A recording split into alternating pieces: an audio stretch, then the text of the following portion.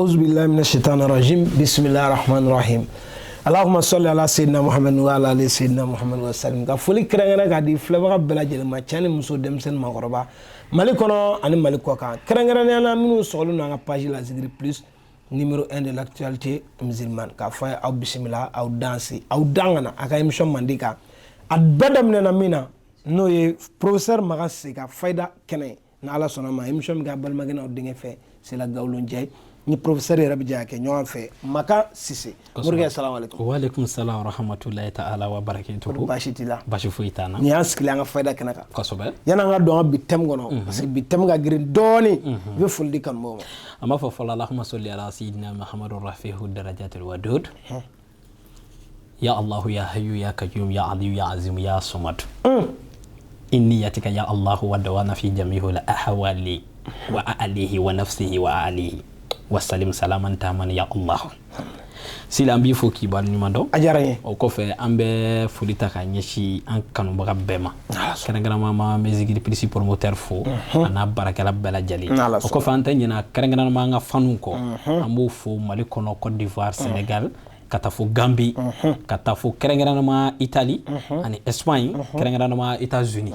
wala an kanu baga munu be Amerique ambo fo ko wala nyumando ko sobe inshallah alhamdulillah u bela jele ga fulamne wa bela jele fana ko ko fuli fiye parce que gabi émission demne na nyuma ne be ga ke jumante ga ke nyeli be ga ke chelinte ga ke donc ni e wu fo ne ba don wu yere sigile sa we fuli lamne ka kala ke yere fo na ala salama nya fo nga kuma demne na wo be émission nga ka girin doni nya fo ga da kundo de kan parce que amena kuma anga kurane bayne kambi kerengerene ala surando ba kono walima haya walima ndaro ma fotumna nete kurane ko nundonde koso ko yasi ama me don baga bawda kabi folo fobi ama mangutume ko yasi yasi bouger wolofla akabara adamade c'est-à-dire ayre bi bara kumin kama folo mi fegi dado la doni folo yalanga do anga abadinga kono yasi ba wele ko sirul waqti don bo ko te ko sirul waqti ala to mu sigilembe wati don kono bi fayni ko nga ke 100 dalu mi se ka ke 100 afude ma arab kana ko saata ko saati wati di temps le temps don bo ya le to da ko sirul waqti okay ko gino mu sigimbe wati ka wati me buji menena sache buji menena sache ay yasi ekle wulon vladigo Allahu akbar suratu yasi a barakon bala ngadiya nyedo ni ya nyine ala fekle wulonvla o ko ala kana soma suratu yasika Allah ima ala ko yasin wal qur'anul al hakim innaka laminal mursalin ala siratikal mustaqim tanzilu al azizur rahim litunzira qauman ma'a unzira abahum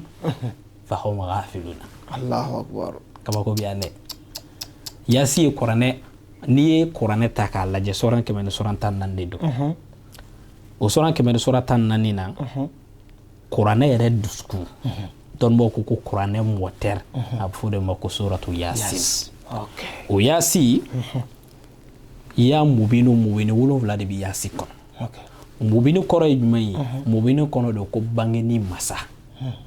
anga janatiga ngono bi nye fanga yumai sambi jen fanga yumai jen fanga wardiu jen fanga wardi de sila nene milon ngele de masa bi yele siga tala ay Allah soron du suka silon bi yele kwa voilà donc jen fanga na folo de do el malu bo o wari ni o hinubo abi be kemeni fladi bo ala to mu fana be no bi be war jate ma kak abu fo de ma ko mubino ni ya mubino ko do ko bangeli masa ni ala na folo bangi do na bi ko do donc ya mubino qur'ane bu me be ka dame suratul nasila kata suratul fatiha la walma ka damne fatiha la kana bakara la ka jigana fu suratul nasila ni ya bela jale faranyaka ibita soro mubini wolonvla dafale me nyan soro soran kelem kono o de suratul yasin okay ni gino ba muru Allahu akbar Allahu akbar Allah adadu do ba kono arahamani gino do fana ba kono Allahu akbar yasi man yasi ti kan fuila yasi ti jo fuila wa yasi de se ka kobo ke Allahu akbar kobo mo ka fo ni ko nti se ka ke yasi de se ka ke mo wa fo ko ni ko karsa mi da tofla ka ta datu kasola fura foi tala yasi domba de bi se ka ko bali shisha ticket ni Allahu akbar o yasi dam gara buju wolon vlamuna a ko dayele lambe c'est-à-dire ka a meneni o ye ka meneni yere ka hamna wo yere ka haju papier ko de bilawa ka menenoi dengo de bilawa ka menenoi na folo ko de bilawa ka menenoi walma ne yere de projet barakala mi fa entreprise yere de ka tanya fe ka menenoi okay kika ko walma anere de ga lolo salon ne mbolo na nyon ko ko lantinya ta sorala ka menenui walma ne de artisier même bi fa ka koni internationalement bien fantan nan be donc ka menenui eni chi Allah ya sila kon mais o te menani ya o barakeli kele o ya sikele abkla kana ni faliye tukuni faliye jumaye tukuni kire do be ne ni ko mina wuli na ko do na ne mogo sarambita kasula ko dabla ko datu jugu lango ku ben fa wal mo bna mogo sa ke jugu ko datu kele me ni duni ni duin jo ko nyabe wuli utike nya fa tu ko kele ba Allahu akbar muso ngo ko fo lahara ale te sigi che kuna ale je che dani ay non te sigi kuna we mangande quoi ça dit mangambe ni che ni ngon che fitne be do aga kala ko fa o yasi ka falai o kama yasi amenana be a falambe okay jelige idam magara ne rega barakela dola ni yoro kama mima muga nota muga 20 personnes okay o 20 personnes na yasi ti barafio ni sagatala non yasi ti barajie jonshi ni joli mabo don ba bebe no ka bebo kalama okay o mo mugana comme nga zigri plisi yera anosike ka foko ni ala sona u yere bi feka yorodo daile u yere bi aka koni internationalement bi ne ulaydu tango bi mba muganta o ma mugan fana la ne bi yasi bara famo ye muna mado ma bara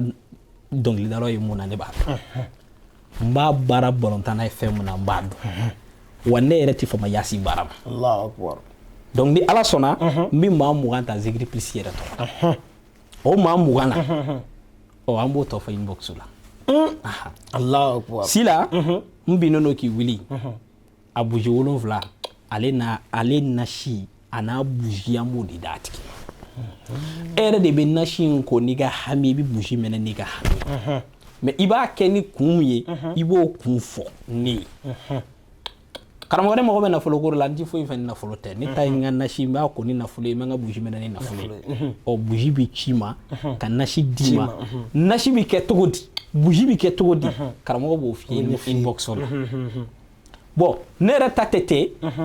pour l'homme de venir era dala ko dokuna karamo ne ngoy no na mayne mbi fe ni ngoy ngabla kuma era kana ke yalla harache da kana do o buji fana bi di bay bo mene ni yo mene anashi fana bi dima o fana ko to gobe utegele nashi mun bi dima iga hera kama ni yo buji mene o ke to gobe fi inbox la kara do be ndala walma anere société do nyamo godi walma anere économie si badodi pour l'homme do bina so pour l'homme do bina so bi fe ni ngoy nga datu o bi datu tugamna o nashi fana bi dima mais ale buji bi mene folo bo buji bi fa to godi mo fi on clara fi ambo fi inbox ni ala so donc yasi ni ne ra nyinga ne ba fa ni don mo yala to be kongo kwa banu bulu don ba folo don mo ko musi hana kwa na nga yasita yasi kala wala iba yali nga fama boni warti bo akara bani go ba fa na yasi kala dengulu be wa fa na yasi kala ko bo ko bani jama jefara nyanka wa fo ka yasi kala wa nga na folo tigi foite ke bi se ka fo ki be kalo fla kalo sabada ni ga morga do ma fo ko jama fara nyonga wala ma saga jigi do fa ga yasi kala na wolu ga yasi do kala du ko donc o yasi ne t'a dɔn o bɛ gosi fɛn mun na k'a bɛ jɔ o jɔ man di dɛ ni ala sɔnna donc inshallah Mali kɔnɔ Mali kɔ kan Morikɛ bɔra k'a fɔ sisan 20 personnes yani semaine prochaine cɛ kosɛbɛ ni minnu ye weleli k'o kɔnɔna na a bɛ baara cogo min na o fɔ n'o tɛ a b'a baara kɛ mɔgɔw ye min na a yɛrɛ de b'o dɔn mais nin ye Zigiri Plus yɛrɛ kosɔn a n'an ka nɔgɔya kosɔn mugan fɔlɔ minnu bɛ weleli kɛ a bɛna kɛ olu ye nɔgɔya la o kɔfɛ ni mugan dafara sa minnu nana o tɛ Zigiri Plus ka kanalen bilen i ni Morikɛ bɛ bɛn a la de sa a b'a kɛ cogo min na kɔrɔlen tɔw ye a b'a kɛ o la donc Balbe yɔrɔ ka kana sa ni min teliyara bamananw ko ten ko garisɛgɛ dumantigi bɛ ji feere bada la donc ta mana kɛ hami o hami ye i bɛ Morikɛ wele n bɛ Yasi bougie 7 n mago b'o de la donc i tɔgɔ bɛ sɛbɛn donc ni tɔgɔ sɛbɛnw banna tuma min na baaraw kan ka kɛ cogo min na o tɔ bɛ fɔ aw ye numéro b'a tɛmɛ a ka jaw ɲɛfɛ i bɛ Morikɛ wele dɔrɔn n'Ala sɔnna ma minnu ye Mali kɔ kan aw ye indicatif kɛ 00223 77 18 13 94 n'Ala sɔnna ma n'i y'o kongo i ni Morikɛ bɛ ɲɔgɔn sɔrɔ n'Ala sɔnna Morikɛ mais ale bougie ni mɔgɔ ye weleli kɛ tuma min na de ale ta bɛ kɛ o tigi ta bɛ sɔrɔ ka baara quoi ni sisan Yasi n'i y'an wele comme n y'a fɔ min b'a mugan fɔlɔ mɔgɔ minnu tɔgɔ bɛ taa mugan fɔlɔ minnu bɛ taa e yɛrɛ de ye weleli kɛ a fɔ karamɔgɔ bon mɔgɔ 20 minnu fɔra ne tɔgɔ karisa ne y'a sɔrɔ ni lisi ma fa n'i tɔgɔ fɔ karamɔgɔ ne ka haju ye nin ko in de bɛ na e ta bɛ baara cogoya min na an b'o fɔ d'accord o la donc an bɛna Yasi mun n'an bɛ ka baara Yasi ka kawatin dɔ de b'an bolo n'o b'a wele ko Yasi ka mukamisu dɔnnibaw tulo b'a la kawatin dɔ bɛ Yasi la a bɛ fɔ a ma ko Yasi ka mukamisu o mukamisu o ka ca mukamisu asfiya bɛ yen mukamisu askandariya bɛ yen karamɔgɔ tulo bɛ nin na ni mɔgɔ bɛ fɛn min dɔn Ala ka le o de kama i m'a ye kunfaya ko ni seegin min bɛ kuranɛ kɔnɔ a kelen bɛ Yasi de kɔnɔ Ala ko innama amuruhu amuru ye yamaru de ye n'an donna amuru kɔnɔ sisan ko bɛ tiɲɛ innama amuruhu iza arada shay'an an yaqula lahu kun fayakun o bɛ Yasi de kɔnɔ sila ni ye weleli k'o la Yasi ka mukamisu mun b'an bolo anw ta askanɛra de wasiya don an t'o fɔ inbox ka karamɔgɔw tulo b'a o n'a dɔn k'a fɔ ko fɛn dɔ bɛ ka fɔ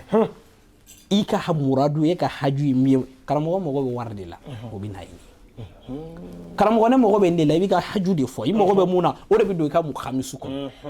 a bɛ fara ni gindo minnu bɛ fara a kan n'o nasi labɛnna o de ni bougie bɛ ci ma n'a cili ma wa a bɛ kɛ cogoya min na n b'o f'i ye n'Ala sɔnna a faamuyara a faamuna Morikɛ an m'a ko tɔ to ten ni minnu teliyara n'Ala sɔnna ma olu garisɛgɛ bɛna don a la nin bɛ dan sigi an ka bi émission na fayida kɛnɛ o bɛ dugawu k'an ye an b'a fɔ Allahumma salli ala sayyidina Muhammadu wa ala alihi wa sahbihi wa sallim tasliman kasiran sidi subhana rabbuka rabbul izzati amma yasifuna wa salatu wa salamun ala al mursalin walhamdulillahi rabbil alamin